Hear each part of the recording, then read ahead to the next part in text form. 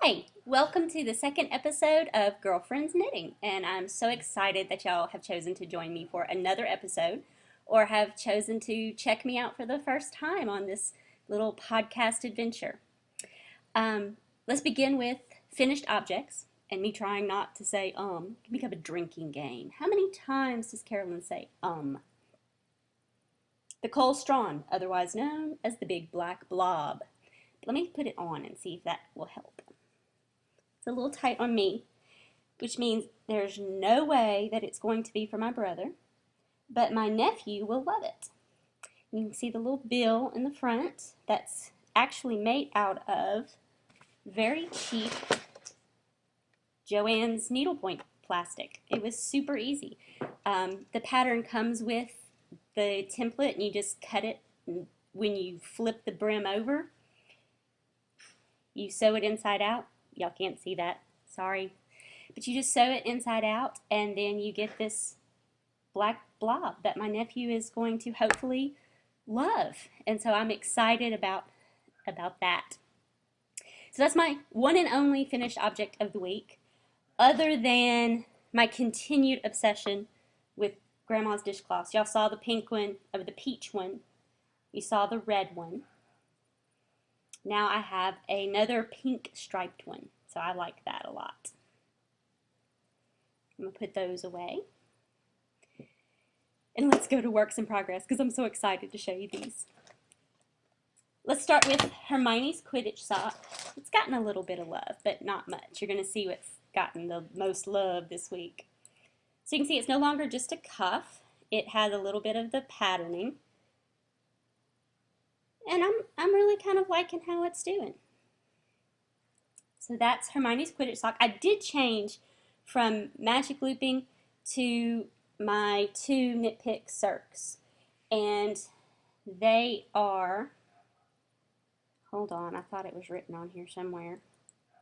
They're size 1s, but I'm not sure what the metric equivalent is on this, which size they are specifically.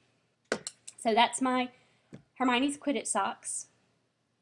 The next one is the Knit Along for the Knit Girls. It's my slanted vineyard. That's what I'm calling it. And I've gotten quite a bit of progress on the second sock. Remember, the second sock last week was just the cuff. And this week, look, I've turned the heel, gotten the heel flap, picked up the stitches, and I'm ready to motor out the gusset. So I am so excited about that. This is the Cloud Lover Farms fiber in Haunted Vineyard, and I am super excited about it. And I have a ton left, which thrills me because I shouldn't share all my secrets, but I'm going to. Okay, I know crinkling is bad. I meant to pull everything out. Another skein. I was so bad. I bought 2, knowing I was probably only going to knit a sock. But it was so gorgeous. In all due reverence to the awesomeness that is the Knit Girls, I did the knit along because of the fiber. So Cloud Lover, awesome. And I have not been disappointed. Here is her little card. And again, this was dyed specifically for the Knit Girls Knit Along. So I saw on Round the Twist with Karen her Night Song shawl, and I immediately thought peacock feathers. Peacock feathers! So not going to be my next project because I'm not too sure about lace just yet. I've done some lace projects or projects that have some lace in them. But it's so pretty. And the yarn is so squishy and soft that I've decided that is going to be what becomes of the leftover Haunted Vineyard. Put that down there. Now to the part I'm excited about. We have not one finished sleeve, not 2 finished sleeves, but a sewn together front and back with collar stitches picked up. I am so excited. So, some details about this. It's the Wisteria Shawl Collar Pullover. It's a Lion brand free pattern, and the pattern is gorgeous and easy to follow. They recommend Lion Brand Amazing, and I've actually picked up a few balls of that to try it again. But as it was my first sweater, and sweater yarn, or should I say the amount of yarn needed to make a sweater in my size, which is not going to be the small or medium, that's an investment. And it's an investment at the time I wasn't willing to make. Now that I've seen I'm on an okay track with this, I might make that investment here shortly. So I just grabbed some wild and crazy yarn that I had in the stash that was just a cheap acrylic that I don't even remember what it was. Somebody out there probably looks at it and says, oh, I know what that is. But I don't know. And just my little cheap size 7 needles to play with this idea of making a sweater. And I'm so happy with it. And it's going to look great with jeans, which is what I wear most of the time. And it's going to be one of those happy, I'm cold and it's the weekend, throw it on as I'm laying around the house kind of sweaters. It does have a really big open collar, so you're never going to wear it by itself. You're always going to have some sort of a t-shirt or something on underneath. So that is the sweater. I am so super excited. Just doing the blog made me say I've got to get some progress done to show my viewers for next week. So both sleeves, picked up the collar.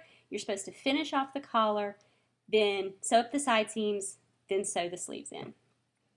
So yay, progress on that.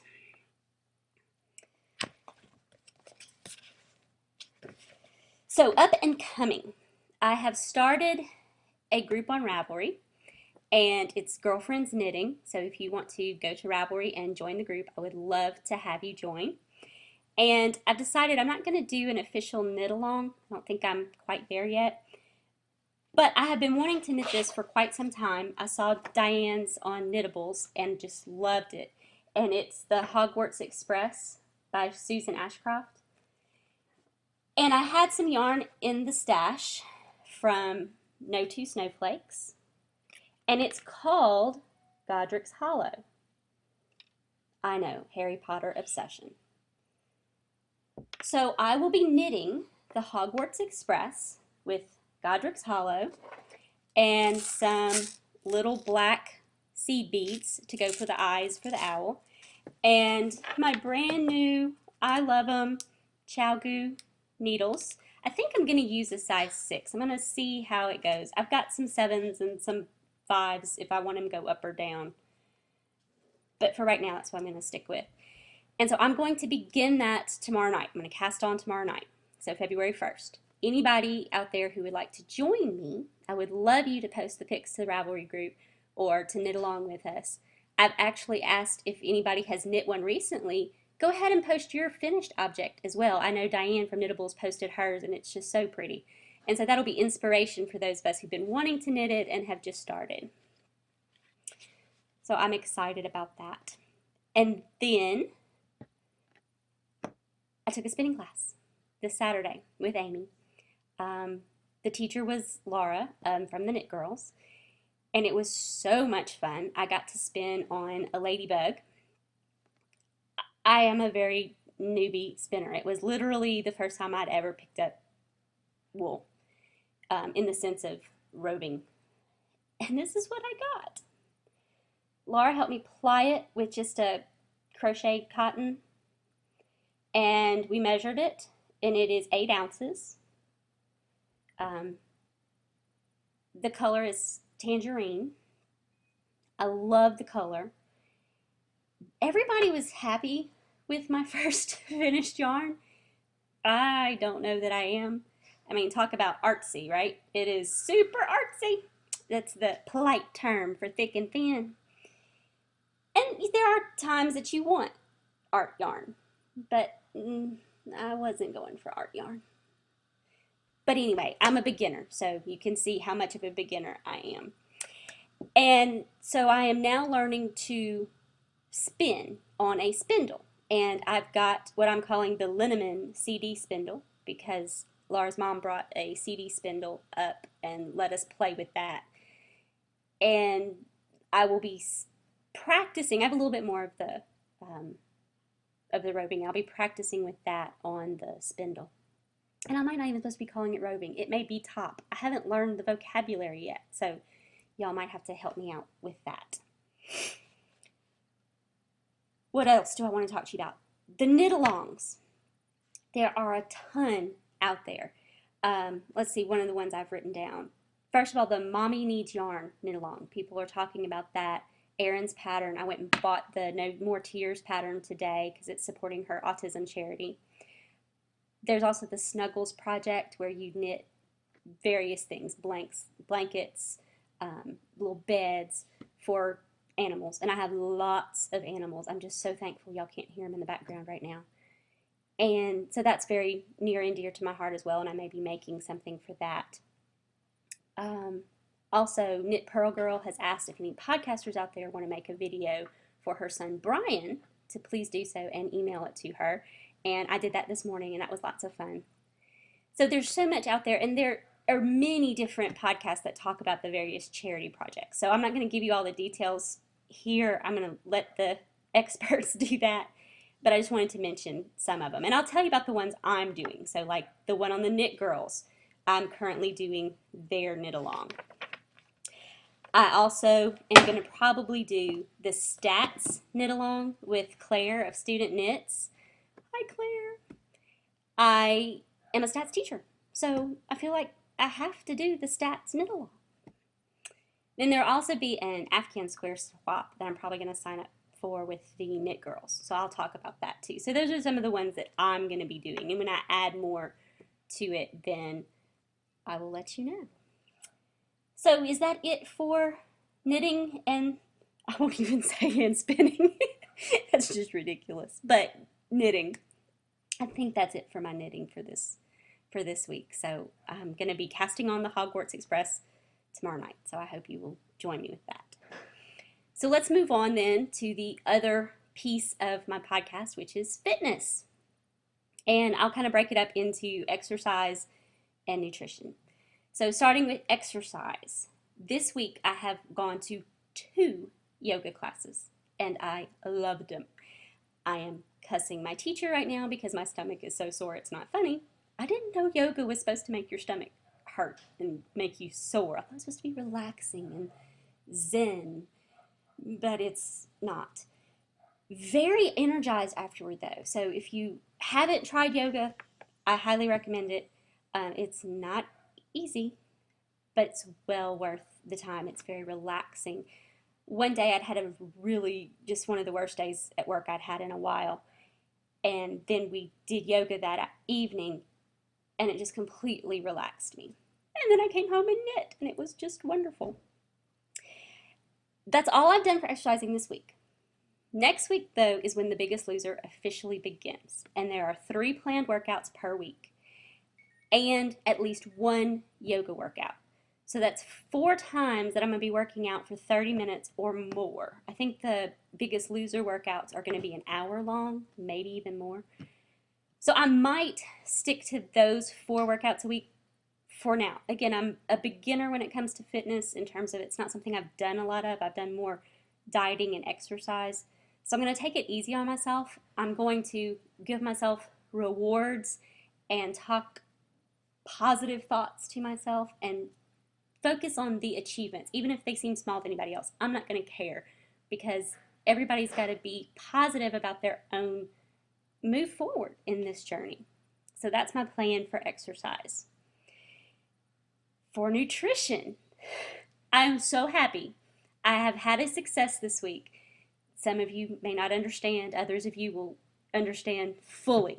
And that is I did not put sugar in my coffee all week.